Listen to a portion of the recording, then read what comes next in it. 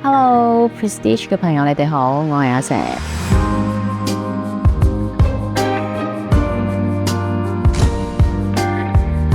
法庭係揾真相嘅地方，呢個梗係正義女神啦，咁係言官嘅對白嚟嘅。我初頭自己都驚嘅，由 Man 姐轉去言官，再轉翻去 Man 姐咁樣 switch 嚟 switch 去，我會唔會頭暈呢？咁但係其實都唔會嘅，因為外形啦、造型啦唔同啦，咁同埋身份又唔同咗啦，對手又唔同咗啦。當然我演繹嘅方法亦都唔同咗，咁所以都唔會嘅。之前我擔心嘅嘢都唔存在嘅。想做王就要守住自己嘅領土，寸土不讓。呢個梗係 Man 姐啊！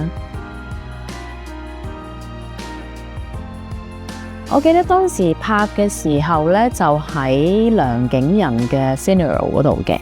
係啊，劉艷問我，咁我點樣處理呢？咁樣，咁我就話俾佢聽，想做王就係要寸土不讓。咁即係話，其實都係話翻俾人聽，雖然係第二集，咁但係即係續集啦。咁但係 Man 姐依然都係嗰個 Man 姐，係唔會讓嘅。總之，我要做到最好為止。